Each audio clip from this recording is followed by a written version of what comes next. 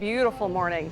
Oh, Teresa, it turned out just to be absolutely gorgeous out here. Like you mentioned, I'm alongside the 8-time world champion, Hall of Famer, Paula Newby-Fraser. I could not have a better partner. And Paula, let's get right to it. It's beautiful conditions compared to last year. Last year, the water was really choppy. Oh, we were just standing stressing last year. A lot of waves, very bumpy swim, almost on the borderline of having to call or shorten the swim. But oh my goodness, has the day turned out perfectly. If you look for ideal Ironman racing conditions, these are it. A little bit of wind, the sun is shining, not too high temperatures for the day.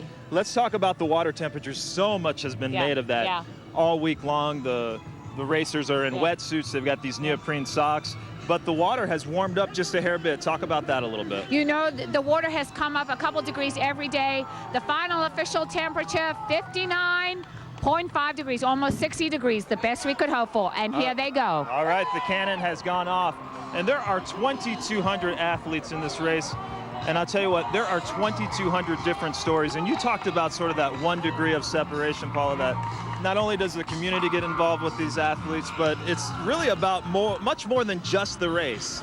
You know, this is such a lifestyle for people, and you know, when you look at the start right now, it's probably one of the most dramatic things you can ever see in sport. My goodness. Look at this. It's 2,200 athletes hitting the water. Each one of them has a different reason for undertaking such a tremendous challenge.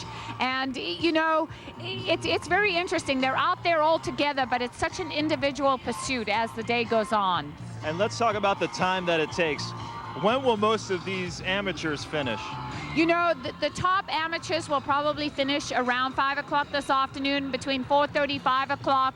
But, you know, the bulk of the athletes will be finishing during the evening, mostly 7, 8, 9 o'clock, and then probably the most dramatic, the most inspiring, the most emotional are those athletes that come in the final 2 hours between 10 p.m. and midnight. Well, I can't wait to see it. I'm so glad to be with you. I'm so excited to be here for the Ford Ironman Coeur. She's going to be giving analysis all morning long. We're going to toss it back to you in the studio, Teresa. Paula Newby-Fraser. Mike? Hi, Teresa. I can't tell you how exciting this has been for me. It's like a rock concert out here, and all of our potential leaders are out of the water. Brian Rhodes out in front. How would you rate the swim so far?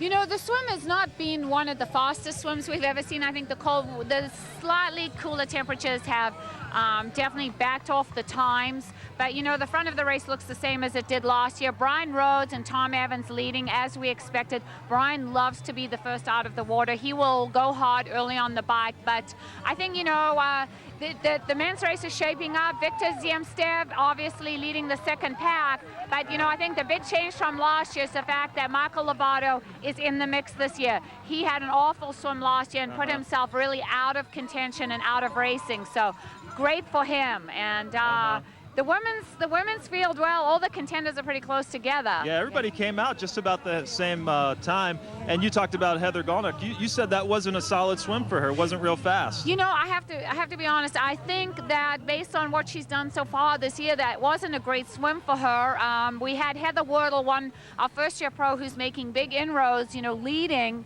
and she had a good 3-4 minutes on Heather Golnick, and Heather just didn't look all that great coming out. She should have put some time into Desiree Ficker in that swim and into Sarah Gross from Canada. So, you know what? I would say that's not the best of swims for Heather, but they're all together, which makes for fine racing. Yes, very exciting. And folks, if you've never been out to the Ford Ironman Coeur, make sure you come next year. This is just absolutely awesome. We're going to toss it back to you in the studio. All right, thank you, Mike. And still plenty of time to get out there.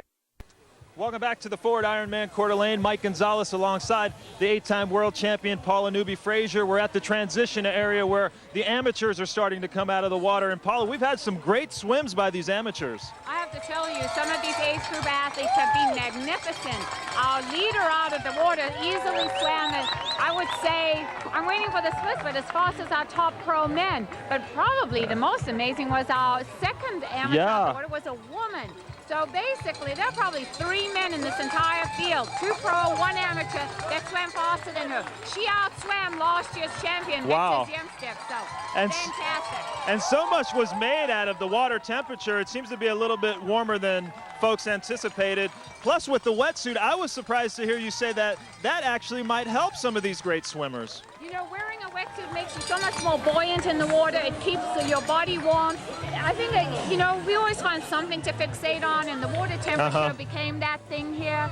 And I think it's really going to be a non-issue when all is said and done. I don't think we'll see more athletes than usual dropping out based on that water temperature. But boy, are these age group athletes are posting some very, very quick swim time, which goes to show it can't be that cold out there. Yeah, that's right. Even I could do it, right?